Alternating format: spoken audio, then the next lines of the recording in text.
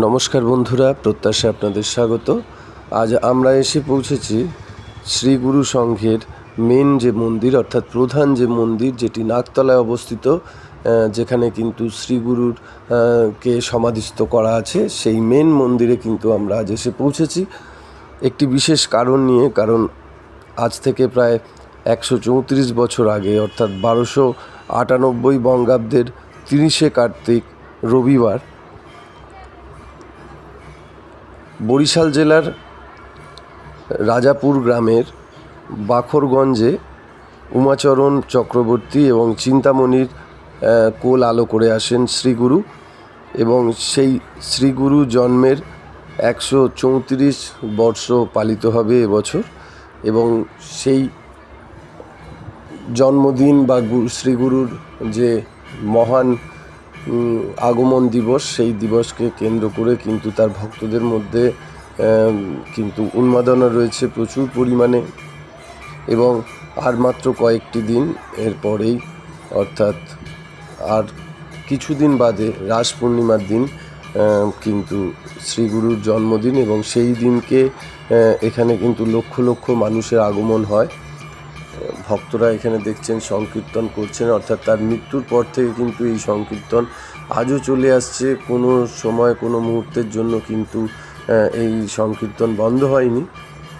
এবং আমরা এবার ধীরে ধীরে পৌঁছে যাচ্ছি সেই সমাধি মন্দিরের দিকে, অর্থাৎ যেখানে শ্রীগুরু মহারাজকে সমাধিস্থ করা আছে।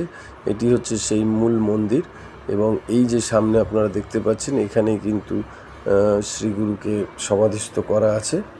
এবং এখানে কিন্তু প্রতিদিন পুজো হয় নির্দিষ্ট সময় ধরে, এবং সমস্ত ভক্তদের কিন্তু এখানে অবাধ বিচরণ রয়েছে। সকলেই আসতে পারেন শ্রদ্ধা ভক্তিকে সঙ্গে নিয়ে।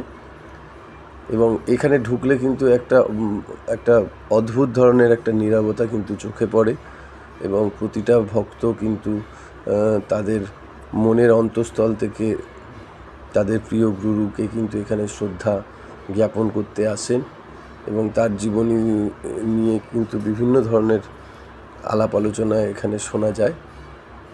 এটি হলো সেই মেন মন্দির, এবং এখানে প্রতিদিন কিন্তু প্রসাদ বিতরণ করা হয়, অর্থাৎ প্রসাদ গ্রহণের কিন্তু ব্যবস্থা আছে। প্রতিদিন প্রায় কয়েকশো মানুষ কিন্তু এখানে নিত্য সেবা করেন।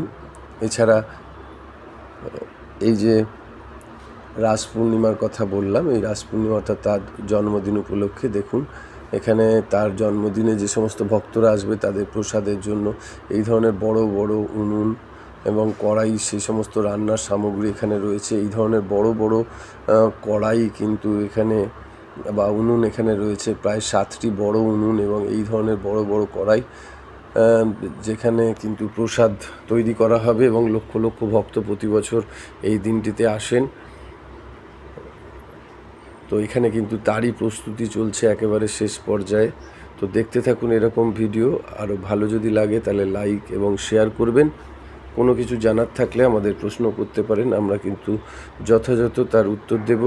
ফিরে আসছি খুব শিগগিরই আরও কিছু ভালো ইন্টারেস্টিং ভিডিও নিয়ে। ততক্ষণ দেখতে থাকুন আমাদের এই ভিডিও। আজকে আপনাদের সামনে আমরা তুলে ধরলাম শ্রীগুরু সংঘের যে মূল যে মন্দির, সেই নাগতলার শ্রীগুরু আশ্রমের চিত্র আপনাদের সামনে তুলে ধরলাম। নমস্কার।